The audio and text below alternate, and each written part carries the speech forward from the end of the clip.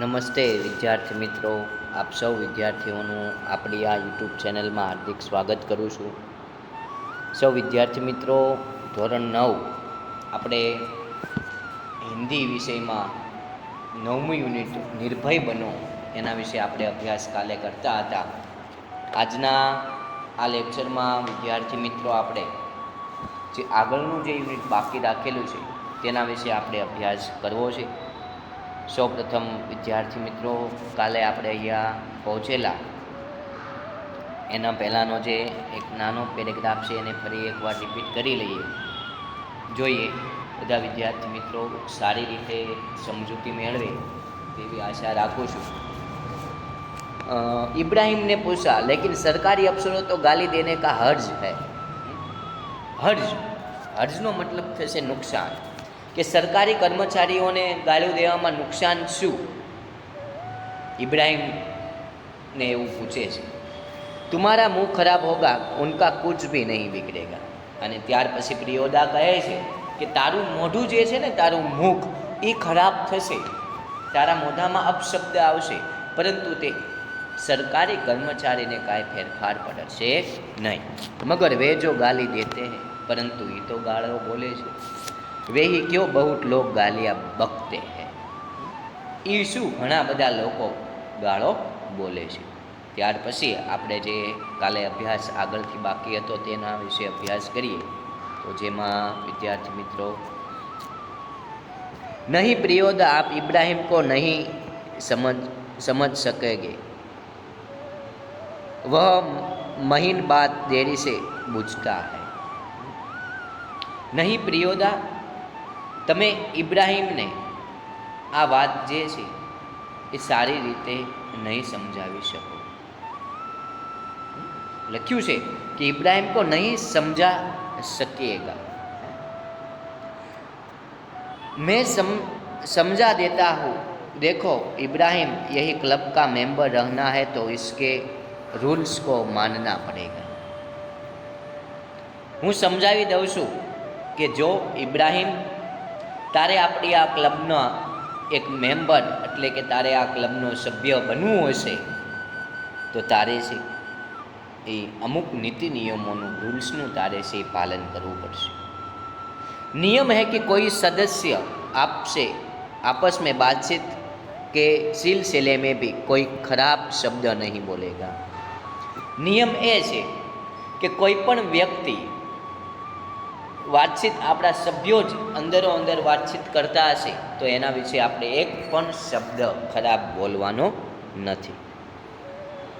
જાણતે હો ના, જાણે છો ને, એવો પ્રશ્ન કરે છે. બસ બાત ખતમ, બસ અહીંયા વાત મારી પૂરી થાય છે.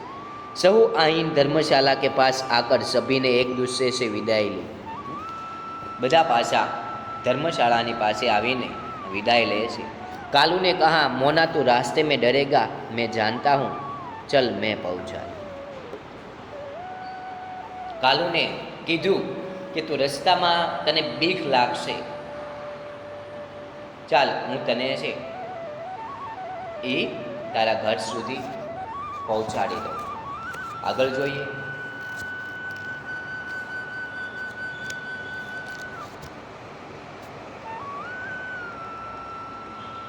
प्रियोदा ने कहा मोना डरता है. प्रियोदा કહે છે, મોના તું ડરે છે? मैं उसे पहुंचा दूंगा, હું એને પહોંચાડી દઈશ. તું ઘર જા કાલુ, તું ઘરે વહી જા કાલુ, કાળુ તું ઘરે વહી જા. रास्ते में प्रियोदा चुप रहे. रास्ते में एक પણ શબ્દ પ્રિયોદા બોલતો નથી. એક સૂની જગહ પર આકાર રૂક ગયે. એક શાંત જગ્યા ઉપર પ્રિયોદા આવીને ઊભો રહી જાય છે. सड़क के दोनों ओर बड़े बड़े पीपल के पेड़. રસ્તાની બંને બાજુ મોટા મોટા પીપળાના વૃક્ષો હતા. दोनों ओर बहुत दूर तक खंडर और मैदान. બંને બાજુ જ્યાં તમે જોવો ત્યાં સુધી ખંડેર અને ઉજ્જડ મકાનો, જૂના મકાનો થઈ ગયેલા, મોટા મોટા પીપળાના વૃક્ષો. पास के एक उजड़े हुए मकान की ओर इशारा कर प्रियोदा ने कहा. એની પાસે જ એક સારું એવું મકાન જોઈને પ્રિયોદા છે એ ઈશારો કરે છે, जानते हो इस घर में कभी मुर्दों की चीर फाड़ होती थी। તું જાણે છો કે આ ઘરમાં ઘણી વખત જે છે મુર્દા જે લોકો જે છે એને ફાડવામાં આવતા હતા, એને કાપવામાં આવતા હતા, એટલે કે પોસ્ટમોર્ટમ અવસ્થાય. પ્રિયોદા કહે છે કે તું જાણે છો કે આ જે સામે દેખાય છે ને એ મકાનમાં જે મરી ગયેલા વ્યક્તિ છે, જે મરદાઓ છે એને ફાડવામાં આવતા હતા, એટલે કે પોસ્ટમોર્ટમ કરવામાં આવતા હતા. इसीलिए लोगों को डर है कि आसपास के पेड़ों पर भूत पिशाच किल किल करते रहते हैं. એટલા માટે બધા લોકોને અહીંયા બીક જે છે કે અહીંયા ભૂતો વૃક્ષો પર બેસીને કિલકિલાત કરતા હોય છે. मैदान में प्रेतनियाँ नाचती है. मैदाનમાં જે ભૂતડીઓ છે તે નાચે છે. संतालियों की तरह झुंड बांधकर क्यों डरने लगा. આવી બધી વાત કરે છે અને ફરી પાછો એક પ્રશ્ન કરે છે, ક્યો ડરને લગા, અકેલે યહાં આ શકતે હો. ફરીથી પાછો બીજો પ્રશ્ન કરે છે, તું એકલો અહીં આવી શકે છે. જી નહીં, ના પાડે છે. प्रियोदा से बोले, देख मोना, भूत प्रेत ऐसे आदमी को कभी नहीं तंग करता जो 10 काम करता है. અને પ્રિયોદા પછી મોનાને સમજાવે છે કે સાંભળ ભાઈ, ભૂત પ્રેત કોઈ દિવસ એવા માણસને કોઈ દિવસ તંગ હેરાન નહીં કરે કે જે 10 કામો કરતા હોય છે, લોકોની સેવાઓ કરતા હોય છે. તુમારી ઉમ્ર મેં ભી ડરતા થા. તારી જેવડો હતો ને ત્યારે હું પણ ડરતો હતો. मेरे गुरु महाजन ने मुझसे हंसकर कहा कि 10 का काम करने वाले तो खुद भूत होता. અને મારા ગુરુજીએ ત્યારે મને એક સલાહ આપેલી કે 10નું કામ કરવાવાળો વ્યક્તિ તો ભૂત જેવો જ હોય છે. ઉસકો ભૂત ક્યાં કર સકતા હૈ, તેમને ભૂત શું કરી શકે. ચલો શુरू કરો તો વહ ગાના રામ રહીમના મનમોહન ગાને લગા. રામ રહીમના જુદા કરો ભાઈ, દિલ કો સચ્ચા રખના જી. અને પછી છે એ મોના છે એ સરસ મજાનું રામ અને રહીમનું ગીત ગાય છે કે રામ કહો તો પણ એક જ છે, રહીમ કહો તો પણ એક જ છે. આમ કરતાં કરતાં કરતાં વિદ્યાર્થી મિત્રો આ બંને જે તેની ટુકડીના સભ્યો પ્રિયોદા અને મોના ચાલ્યા જાય છે. બહુ સરસ મજાની આપણે આ માનવતાની વાત કરી કે નાના નાના બાળકો પોતે એક નાની ટુકડી બનાવીને બીમાર લોકોની સેવાઓમાં લાગી જાય છે. સાથે સાથે આપણે આ યુનિટને અહીંયા પૂર્ણ કરીએ. સૌ વિદ્યાર્થી મિત્રો આ યુનિટને સારી રીતે સમજી લીધા બાદ તમે સૌ વિદ્યાર્થી મિત્રો જે છે એ તમારે શું શું લખવાનું છે તે એક વખત ટીક કરી લેજો, જેથી કરીને તમને ખબર પડી જાય. તમારે વિદ્યાર્થી મિત્રો આ યુનિટમાં જે છે તે निम्नलिखित प्रश्नों के 2-3 वाक्यों में उत्तर लिखिए. एक ए प्रश्न लिखना है, चौथा प्रश्न है सविस्तर समझाइए, वो प्रश्न लिखना है. बाद में 5वां है सही जोड़ मिलाइए, वो लिखना है. 6ठा प्रश्न है शब्द समूह के लिए एक एक शब्द लिखिए, वो लिखना है. 7वां है सूचना मुजब उत्तर दीजिए, वो लिखना है. और आगे के जो 2 प्रश्न हैं पहला और दूसरा वो लिखना नहीं है. इतना आप लिखोगे ना तो पहला और दूसरा प्रश्न आपको समझ में आ जाएगा. तो उसी के साथ विद्यार्थी मित्र ये निर्भय बनो वाला यूनिट यहाँ पे पूरा करते हैं. तो आगे का यूनिट है हमें अभी स्टार्ट कर देना है. આગળનું જે યુનિટ છે વિદ્યાર્થી મિત્રો જેનું નામ છે ભારત ગૌરવ. સરસ મજાનું આ કવિતા તમને આપવામાં આવેલી છે જેનું નામ છે ભારતનું ગૌરવ.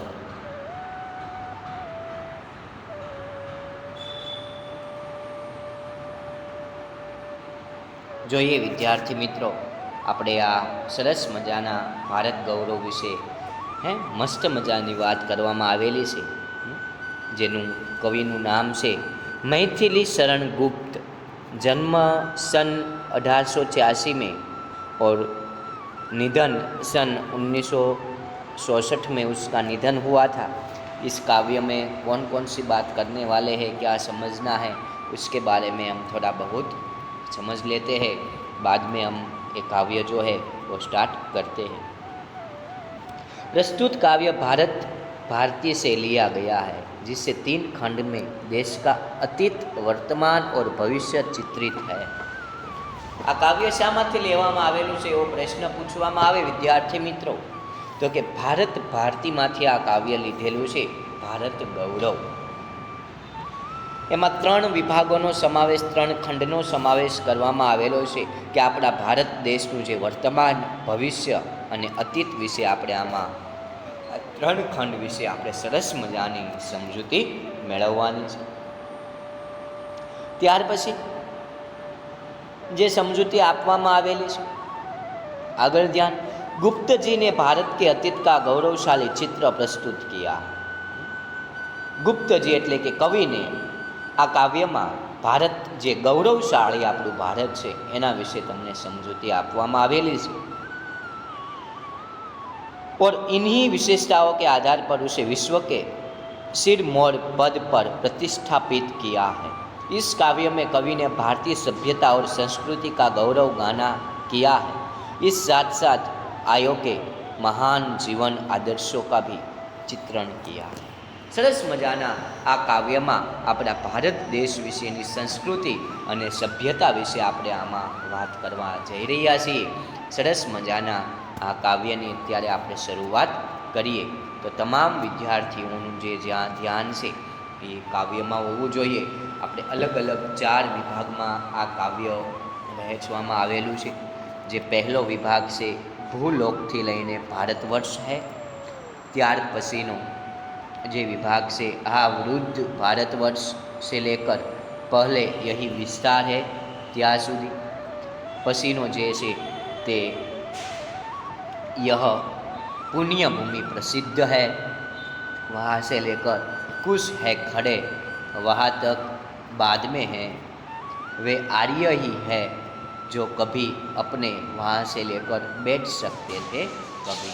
आ 5 वाक्यों ने अलग अलग 4 वाक्यों में आ काव्यनी रजूआत करवामां आवेली छे। तो शुरुआत करिए सरस मजाना आ काव्य। भूलोक का गौरव मतलब ये स्थान क्या से? प्रकृति का पुण्य लीला स्थल कहा, जेना पर दुनियानो गर्व है अने जे प्रकृतिनु पवित्र क्रीड़ा भूमि है ए क्या क्या है ते कहाँ पे है? प्रश्न करे छे। फैला मनोहर गिरी हिमालय और गंगा जल जहा। ए स्थान त्याज से कि ज्या हिमालय अने पर्वत अने गंगा नदीओ शू करे छे? वहे छे। ए मनोहर सरस मजानी जग्या क्या है कि जेना पर हिमालय अने गंगा जेवी नदीओ वहे छे। संपूर्ण देशों से अधिक किस देश का उत्कर्ष है? उसका की जो ऋषि भूमि है वह कौन? भारतवर्ष है। दुनियाना बधा देशों में सौथी वधु श्रेष्ठ देश क्यों? आवो प्रश्न पूछे छे कवि। बहुत सरस मजानी आपणे आ भारत देश विषे बात करी कि दुनियाना बधा देशों में सौथी वधु श्रेष्ठ देश कयो छे? आपणो आ भारत देश। ए देश बीजो कोई नहीं पण ऋषि भूमि भारतवर्ष छे। ये देश बीजो कोई पण नथी, ये आपणो ज देश, जे ऋषि मुनिओनो जे देश जेने कहेवामां आवे छे ये आपणो देश छे। कयो छे? तो कि भारत देश छे। कवि कहे छे कि स्थान क्या छे जेना पर दुनिया ने गर्व छे अने जे हिमालय अने गंगा जेवी नदीओ ज्यां वहे छे। दुनियाना बधा देशों में सौथी वधु श्रेष्ठ देश क्यो छे? ए देश के जे बीजो कोई नहीं पण ऋषि भूमि भारतवर्ष छे। अहींया आपणे आ एक खंड, एक 4 जे लाइनो छे गुजराती भाषांतर साथे अहींया आपणे पूर्ण करीए। त्यार पछीनी जे अलग जे लाइनो आपवामां आवेली छे, आ वृद्ध भारतवर्षी संसार का सिरमौर है। શિરમોર એટલે કે શ્રેષ્ઠ. હા, તે વૃદ્ધ ભારત વર્ષ દુનિયાના બધા દેશોમાં શ્રેષ્ઠ દેશ છે. દુનિયાના બધા દેશોમાં શ્રેષ્ઠ દેશ કયો? તો કે ભારતનો દેશ છે. વૃદ્ધ ભારત દેશ કીધું છે. જો વિદ્યાર્થી મિત્રો, ऐसा पुरातन देश कोई विश्व में क्या और है? આવો પ્રાચીન, પુરાતન એટલે કે પ્રાચીન દેશ, એવો કયો દેશ એવો છે કે ભારતની સરખામણીમાં આખા વિશ્વમાં કોઈ પણ એવો દેશ નથી ભારત જેવો.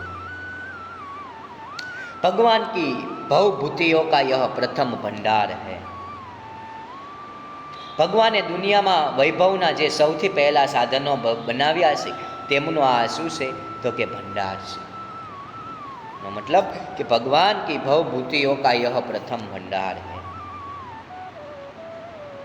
સૌથી પહેલા ભગવાને જે સાધનો બનાવ્યા છે તેમનો ભંડાર આપણો આ ભારત દેશ છે. विधि ने किया नर सृष्टि का पहले यही विस्तार है. બ્રહ્માએ માનવ સૃષ્ટિનો વિસ્તાર અહીંથી જ કર્યો છે. વિધિનો શબ્દ જે છે એ બ્રહ્મા તરીકે આપણે એના શબ્દનો ઉપયોગ કરવાનો છે. શું વિદ્યાર્થી મિત્રો? બ્રહ્મા, કે બ્રહ્માએ માનવ સૃષ્ટિનો વિસ્તાર અહીંથી જ કરવામાં આવેલો છે. ફરી એકવાર ભાષાંતર જે છે એ રિપીટ કરું છું બીજા પેરેગ્રાફનું. આ તે વૃદ્ધ ભારત વર્ષ દુનિયાના બધા દેશોમાં શ્રેષ્ઠ દેશ છે. પ્રાચીન દેશોમાં તેની સરખામણીનો બીજો કોઈ દેશ નથી. ભગવાને દુનિયામાં વૈભવના જે સૌથી પહેલા સાધનો બનાવ્યા તેમનો ભંડાર પહેલાં આ દેશમાં થયો અને બ્રહ્માએ માનવ સૃષ્ટિનો વિસ્તાર અહીંથી જ કર્યો છે. ત્યાર પછીનો જે ત્રીજી 4 લાઈનો છે એના વિશે જોઈએ. यह पुण्य भूमि प्रसिद्ध है, उसके निवासी आर्य हैं. ભારત વર્ષની આ પવિત્ર ધરતી સમગ્ર વિશ્વમાં પ્રસિદ્ધ છે. यह पुण्य भूमि प्रसिद्ध है કે ભારતની આ જે ધરતી છે એ પવિત્ર છે અને આખી દુનિયામાં, આખા વિશ્વમાં પ્રસિદ્ધ છે. विद्या कला कौशल सबके जो प्रथम आचार्य हैं. આ દેશમાં નિવાસીઓ આર્ય છે. તેમણે જ આ સમગ્ર સંસારને સૌથી પહેલા વિદ્યા, કળા અને કૌશલ્યનું જ્ઞાન આપ્યું છે. ફરી એકવાર જે 2 લાઈનો છે એનું ભાષાંતર કરું છું કે ભારત વર્ષની આ પવિત્ર ધરતી સમગ્ર વિશ્વમાં પ્રસિદ્ધ છે. ભારત વર્ષની પવિત્ર આ ધરતી સમગ્ર વિશ્વમાં પ્રસિદ્ધ છે. આ દેશના નિવાસીઓ આર્ય છે. ત્યાર પછીનું જે લાઈન છે કે તેમણે જ આ સમગ્ર સંસારને સૌથી પહેલાં વિદ્યા, કળા અને કૌશલ્યનું જ્ઞાન આપેલું છે. તેને જ સૌથી પહેલાં આપણી આ સંસ્કૃતિમાં વિદ્યા અને કળાનું જ્ઞાન આપેલું છે.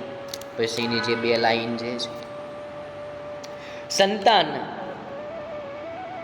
उनकी आज यद्यपि यह अधोगति में पड़े पर चिन्ह उनकी उच्चता के आज भी कुछ है खड़े.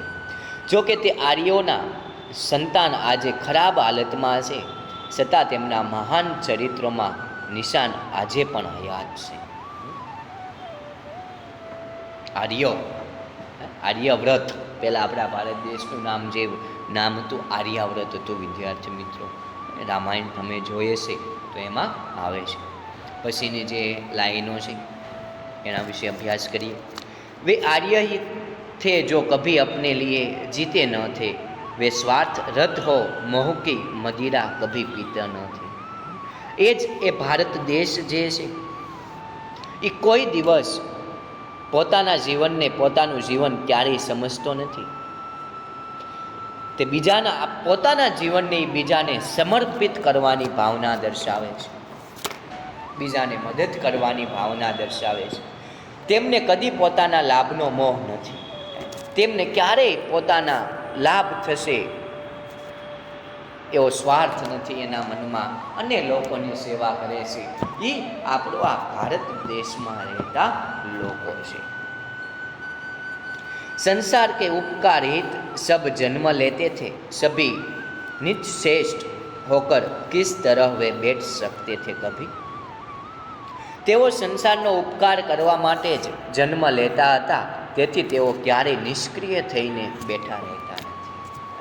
ભારત દેશમાં રહેતા જે લોકો છે એ જન્મ બીજાનું ભલું કરવા માટે, બીજાને મદદ આવે એમ એટલા માટે અને બીજાના કાર્ય માટે છે જીવતા હતા। તે ક્યારે પણ